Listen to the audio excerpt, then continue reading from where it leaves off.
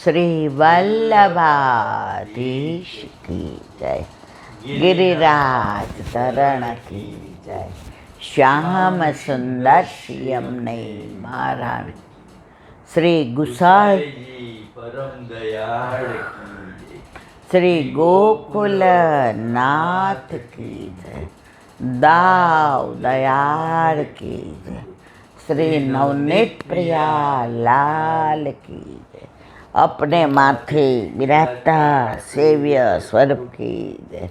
બધાય વૈષ્ણવને જાજા કરીને જય શ્રી કૃષ્ણ। ગ્રીષ્મ ઋતુ ગરમી જવાનું નામ નથી લેતી, તાપ ઓલી કહેવત છે ને કે તાપ કરો તો આપ વળે।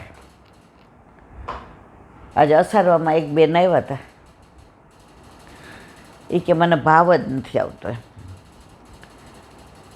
મેં કીધું એના માટે તાપ જોઈએ। આપણે એમ કહી કેરી શિયાળામાં કેમ નથી પાકતી, ચોમાસામાં કેમ નથી પાકતી, કેમ ઉનાળામાં જ પાકે? કારણ કે જેટલો તાપ એને મળે એટલી જલ્દી પાકે। પછી કાર્બોરેટની જરૂર નહીં। કાર્બોરેટ શું છે?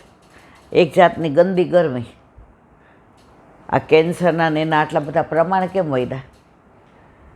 પહેલાં કોઈ તમે આ ગટરના પાણીને આ પેલા ઇન્જેક્શન મારવાના ને અત્યારે પૈસા માટે થઈને જે બધું ચાલી રહ્યું છે, અને આપણે બધા ખાઈએ છીએ, તો તાપ હોય તો આપ વળે। આ તો અસારવામાં ગુલાબી બધું આમ એટલું સરસ હતું। ગુસાઈજીને ગુલાબી ઉપરણા ને ગુલાબી ફૂલ મંડળીને, પછી વચ્ચે કમળ ગુલાબને કમળ તલાઈને, ચારે બાજુ બધાએ ઉપરણાય ગોપીઓને એણે વસ્ત્રને એ ગુલાબીને, અને જે આરતી કરવા આવ્યા એણે ગુલાબી ઉપરણો ધારણ કર્યો હતો। આહા, ચારે બાજુ આમ થોડીક વાર આપણે ભૂલી ગયા કે આપણે અસારવામાં છીએ। આમ જે આપણે કીર્તનનો ભાવ કીર્તન ગાતા હોય ને જે કમલ તલાઈનો મનોરથ થયો હોય ને જે ઠાકોરજી કમલ તલાઈમાં ગુલાબી ગુલાબી પહેલાંથી પધાર્યા હોય, એટલું સરસ વાતાવરણ કે ત્યાંથી આપણને ખસવાનું મન ન થાય એમ। તો અસારવામાં ગુસાઈજીનો એ પ્રતાપ જ છે, એ પ્રભાવ જ છે। તમે જુઓ, આટલા બીમાર હતી, રજા આપી, હવે ઇન્ફેક્શનને ના પાડી એટલે આપણે બીજે ગયા હતા, બરાબર?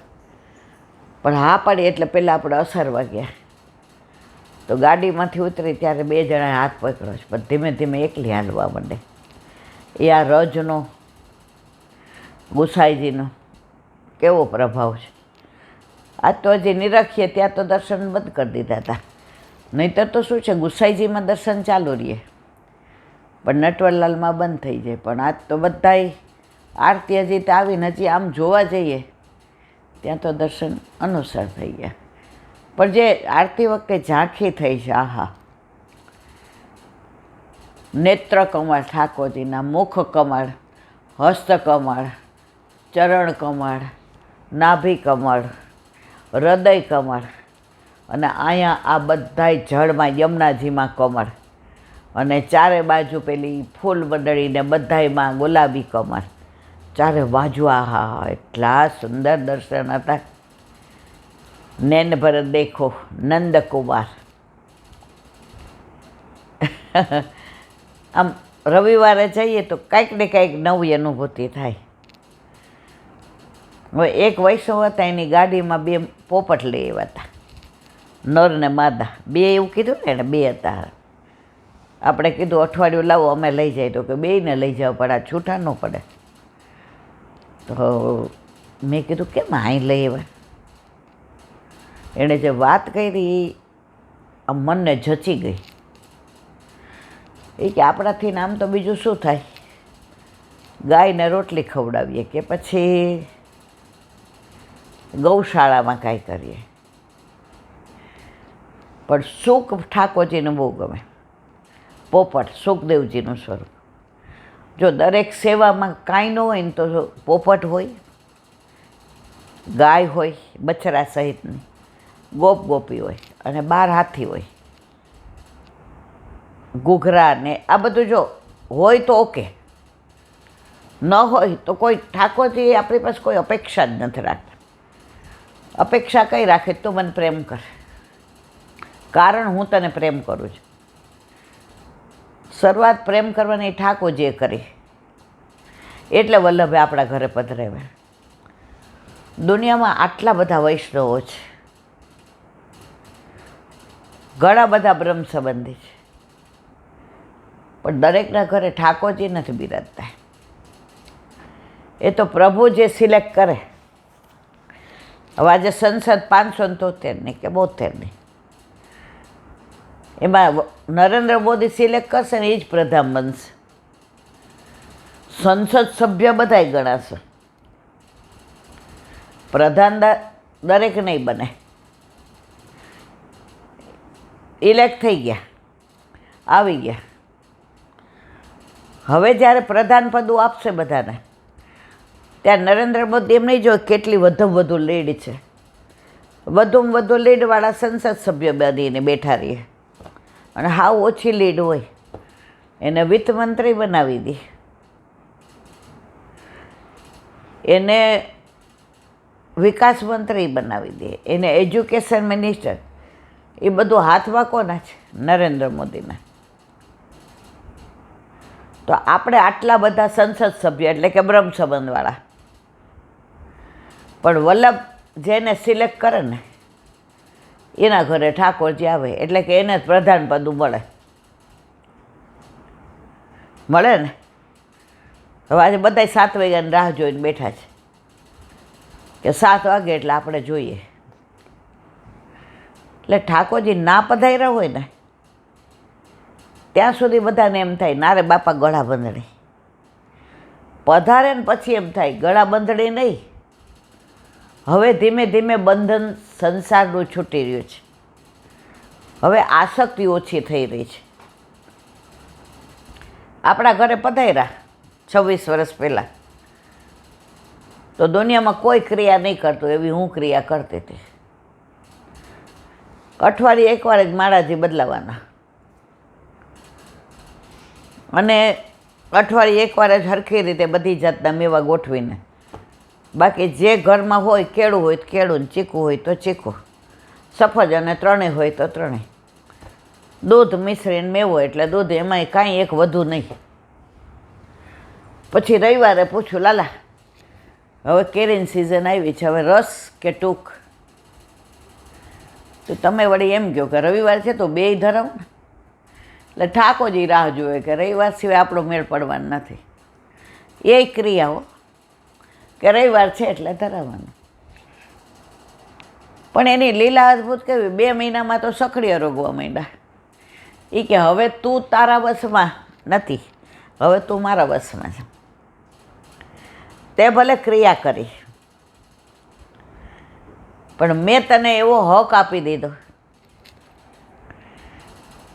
આજે આ નરેન્દ્ર મોદીને ગાળો દેવાવાળા ઘણાય હશે, આટલી દીધી હશે, વિપક્ષમાં હશે ત્યારે.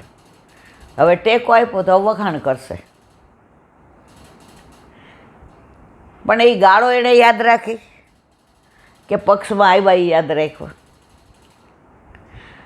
તો આપણા ઠાકોરજી આપણે અત્યાર સુધી હું કર્યું એ આપણને કોઈ કહેતા જ નથી કે કોઈ દી મને યાદ કરતો હતો, બાળા કરી હતી, કોઈ દિવસે આટલા પાઠ કર્યા હતા કે ના.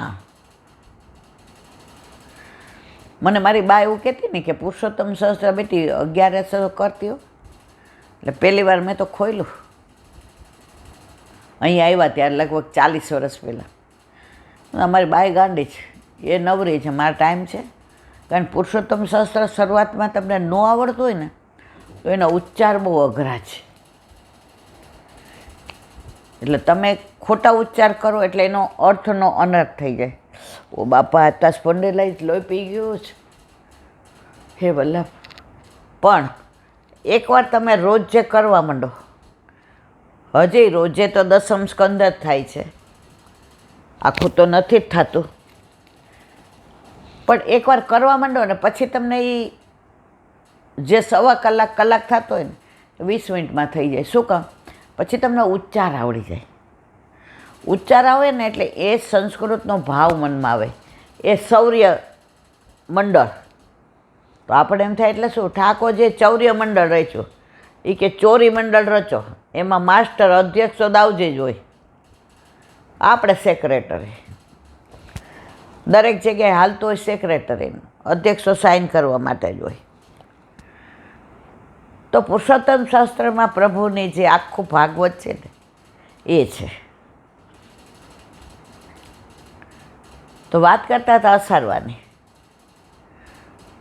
તો એ ગાડીમાં પિંજરામાં 2 લે બધા, નર અને માદા પોપટ.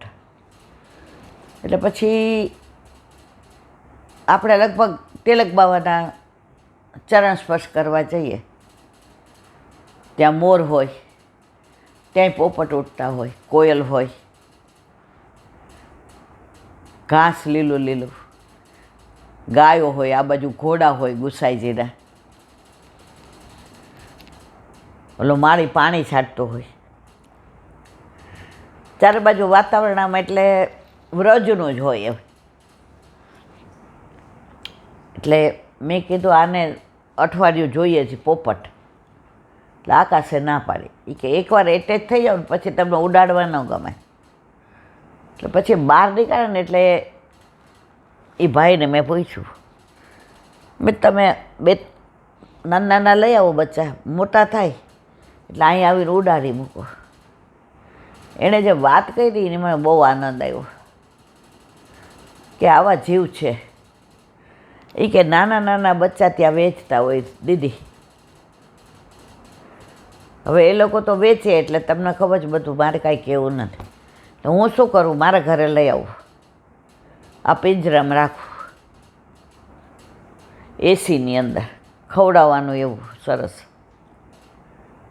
અને એ ઉડતા શીખે ને એટલે હું અહીંયા આવીને ઉડાડું, વળી પાછા બીજા લઈ આવું. મારાથી એટલું તો જીવ દયાનું થાય છે કે એટલાને તો હું બચાવું છું. મારે પિંજરામાં રાખવા નથી એને, મારે એને મુક્ત કરવા છે, એટલે હું મોટા કરું છું. તો મેં તો કેમ અહીંયા? એણે કેટલું સરસ કીધું કે એ જીવ કેવો હશે કે લેવાવાળા આટલા બધા હતા, પોપટે આટલા બધા દીદી. એમાં અમે 2 જ લઈ આવીએ, નર અને માદા. તો આ જીવ કોઈ વૈષ્ણવ હશે ને, વૈષ્ણવના ઘરે આવ્યા, પહેલું મોઢામાં ખાધું વૈષ્ણવના ઘરનું, જળ પણ વૈષ્ણવના ઘરનું. અને હવે ઉડતા થયા તો ઉડાડીએ અસારવામાં. એટલે ગુસાઈજીને ઘરે એનો ઉદ્ધાર જ થાય. હવે એણે એની ચિંતા કરવાની જરૂર નહીં. હવે ગુસાઈજી પરમ દયાળ, એ કબૂતરને બ્રહ્મ સંબંધ આપતા હોય, એ ગાયો માટે થઈને અકબર હારે લડતા હોય, તો પોપટનું ધ્યાન એ રાખવાના જ છે.